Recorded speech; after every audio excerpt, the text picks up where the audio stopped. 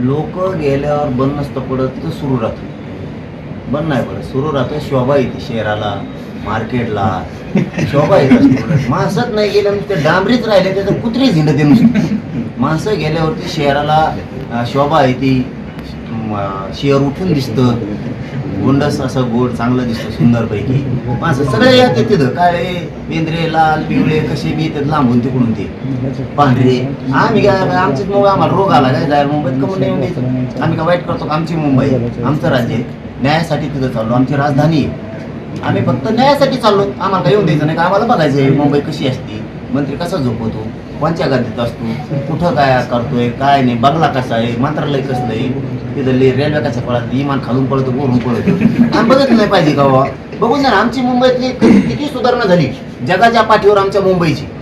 आम्ही बघितलं पाहिजे बिस्किट कसं निघत, ती बैल कसा आहे ते झाला देऊ ते काय काय म्हणते हा ते मार्केटचं पंचायत. आम्ही बघून ना आमचे लेकरं बाळ खेळ्यात मरेच बरे आले त्याचं काम करू करू. एखाद बार आपलं किती उच्च दर्जाचं शेअर झालंय जगाच्या पाठीवरती. पाहिजे पोरांना बघायला न्याय देण्याची ती एक भूमी आहे. आम्ही न्याय घेणार आहेत मुंबईचा. साहेब एक प्रश्न असा आहे की राजा मोरे. नमस्कार. कालपासून आपण नवीन मोहीम राबवली. सभा घेतल्याच्यानंतर बांधवाशी चर्चा करता येईल म्हणून आम्ही प्रत्यक्ष जरा संवाद साधायचा.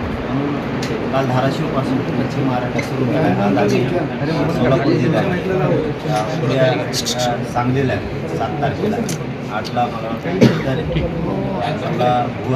पुणे जिल्ह्यात आणि 10 तारखेला अहिल्यानगर पूर्ण पश्चिम महाराष्ट्र. कारण परवा आम्ही नाशिक जिल्हा पूर्ण घेतला आहे. तर मराठा समाजाशी चर्चा करून 29 ऑगस्टला मुंबईला सगळ्यांनी जायचं ही तयारी पूर्ण चालू आहे.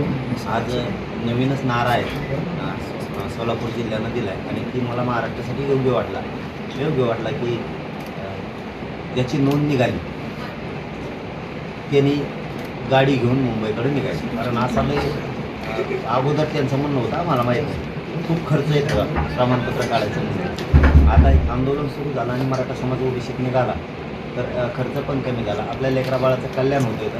तर ज्याची नोंद निघाली त्याच्या लेकरं कधीच बघायला मिळणार नाही, तो 29 ऑगस्टला बघायला मिळणार आहे.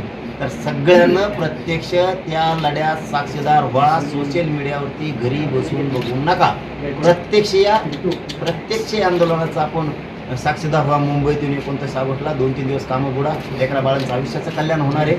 ही अंतिम लढाई आहे. एक घर एक गाडी, जे वाहन असेल ते फक्त दम्माने चालवा, शांततेत जायचं, शांततेत यायचं.